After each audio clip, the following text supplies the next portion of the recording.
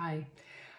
As promised, I'm making a short video introducing this week's article to you so that you can prepare for our meeting with the expert practitioner after the autumn holiday.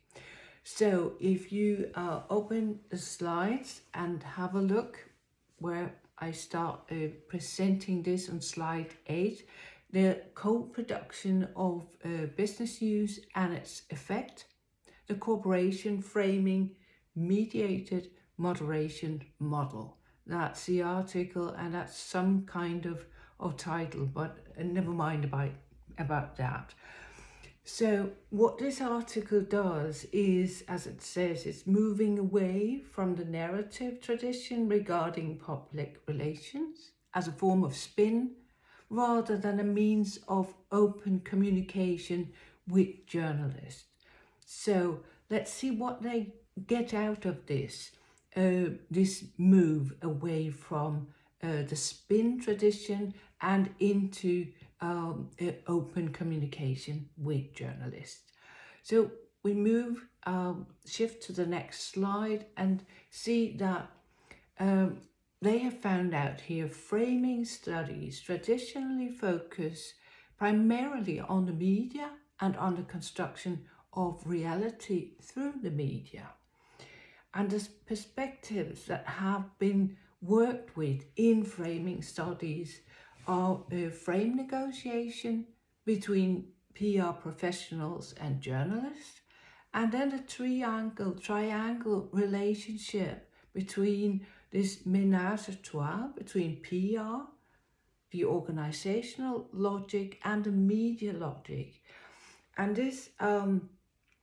these two logics refer to how organizations see themselves, their own participation in society, their role, and who they are as a company, and then the logic or the understanding of all this on behalf of the media.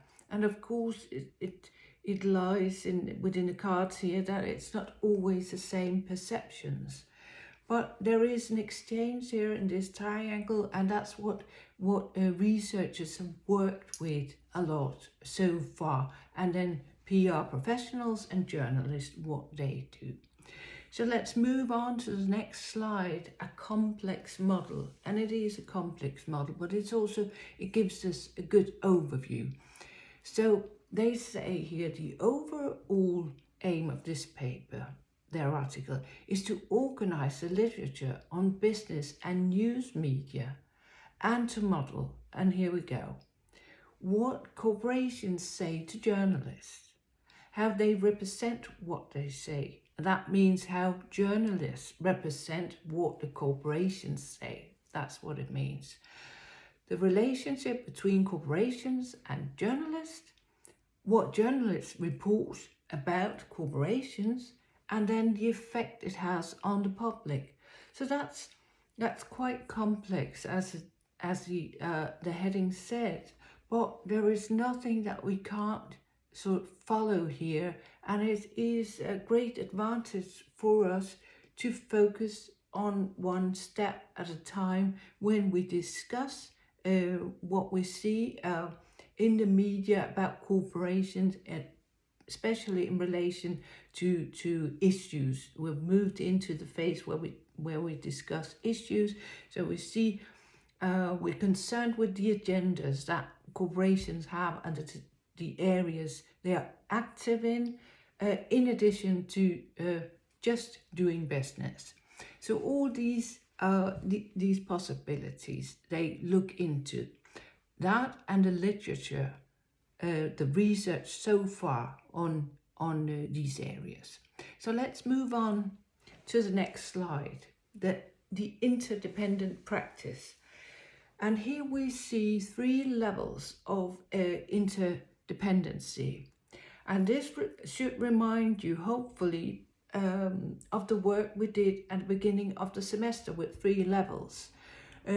So here we have the individual level, the individual PR professional and journalist who are part of the same network and have an interdependent relationship. So that's the first level of interdependency.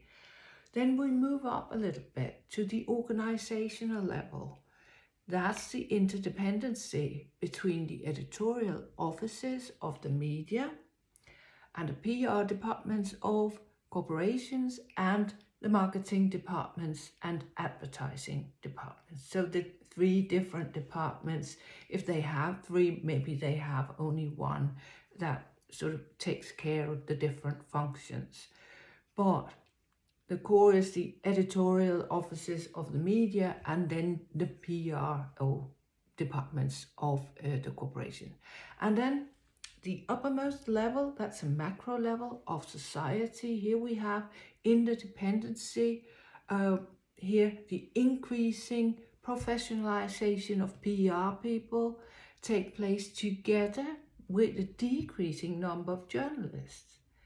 And that creates a special kind of interdependence. As the PR function is becoming more and more professional. They're staffing up and they're very active. A lot of journalists actually move into organizations and work with PR rather than working with journalism. So they are more people, whereas in the media, we all know that they have a hard time doing business, so they are not as many people there as they used to be. So that's a new kind of interdependence. So here, let's move on to the next slide, where we see the model. So everything that I just mentioned is now in the model, gives us an overview, or not everything, but most of it anyway. So we have the culture of the businesses. I have to make this so a little bit bigger in my screen so I can see it here. The culture of corporation and society, that's where we start off. And then we have the culture of media, organization and sector. So here we have to, as practitioners, as communicators, we are interested in the different kind of cultures that they have, because that's also part of the foundation of creating, on which they create their logics, right? And then we have the corporate frames down in the left corner, moving up to relationships between PR professionals and journalists, followed B down to media frames. So here we have a triangle. It's not shown as triangles going back and forth. The arrows are not pointing back and forth in this representation. But of course, if we say that these are all relationships, dialogues are both ways, right? Exchange of dialogues, favors, information, whatever. And then on the right hand side with D, we have visibility and credibility of PR professionals is also something that has been researched, and it has an effect on the reputation here of the organization, and that's public frames, that's recognition, behavior, reputation, and then different variables, financial variables, and consumer confidence, because that's the result of everything the public hear and understand. They hear from these interdependencies and relationship. But what's important for us to understand here is that there's so many factors involved, and what we see finally in the media is as a result of exchange, negotiations and corporations between these different parties. And that's also what research has been occupied with for a number of years.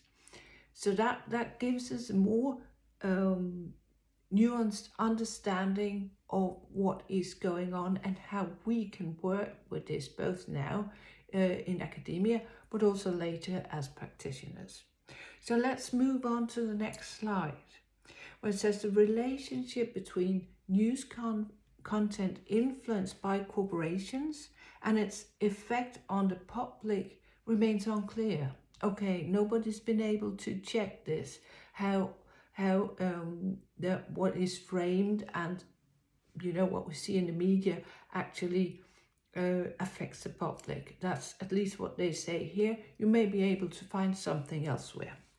But they say, consequently, the article investigates a relationship between corporate frames, media frames, and the frames of the public.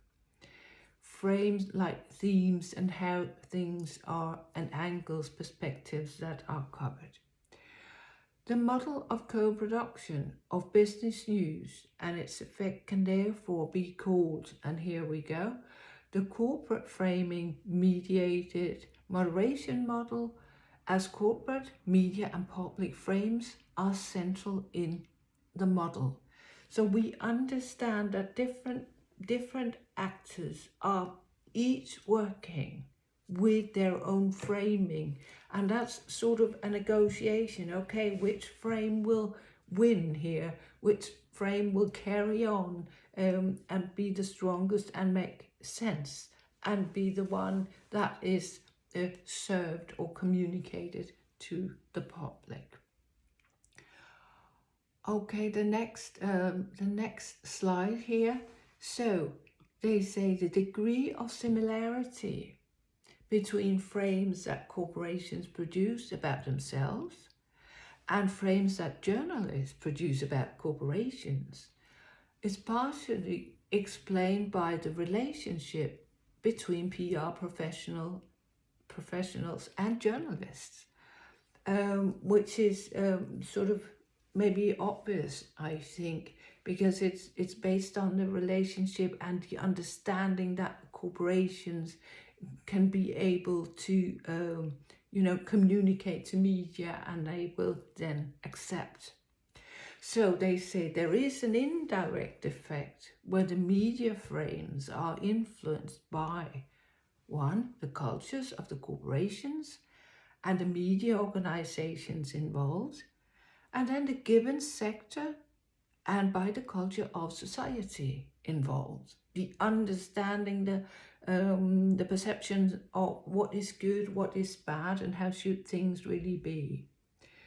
So, having had this outline of how stories are framed and who are the actors and what is the negotiation going on, I recommend that you now on your own, you continue studying the 5 hypotheses of the article and see if you find them, if you can validate them or not.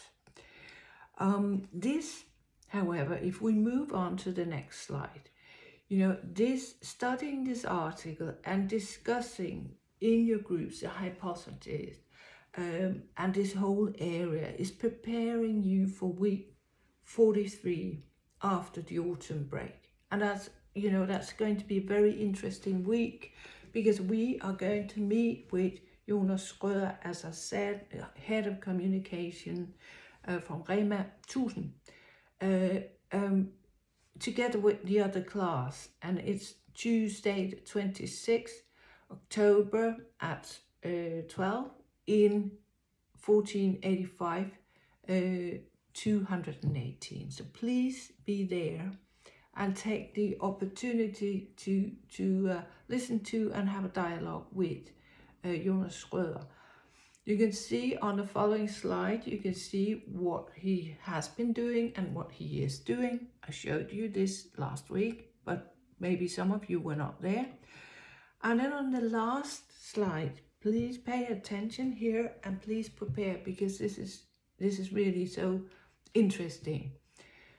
You study the article and you're clear on these the different concepts, and each group you prepare 3 questions for Jonas to ask him. Each group has 3 questions, And then you watch the documentary, Kampagnen mod klimaet. If you didn't, you watch it now, but you can also re-watch because it's very complicated and very interesting. And you use that as a preparation for talking to him, because it'll show you what is going on, or what can, how these things can be working in practice. So it's important. And then have a look at the slides for seminar class 7. I'll upload them shortly, or they're already there for you by Thursday, of course. And be ready, because later on we'll make an analysis of Kampagnen mod klimaet, and you can just as well have a look at these questions now before you watch it, so you know where you're heading with this. But just for now, they work as a preparation for week 43 for this meeting, and they help you. The article and this documentary help you prepare questions for Jonas Schrøder concerning framing. So, now continue working in class. If it doesn't make sense somehow, it should, but if there are any problems, please help each other out so that you can be well prepared. And of course, when you get to this point where you watch this video, you've already presented the previous assignment and discussed that in class and presented it to each other in groups. So anyways, I look forward to seeing you in week 43. We'll meet on Tuesday with a meeting with Jonas, and then we'll meet again on Thursday, and we'll pick up loose ends, if any, concerning this particular Thursday where you work on your own. So have a great autumn holiday. I look forward to seeing you after. Yeah, take care.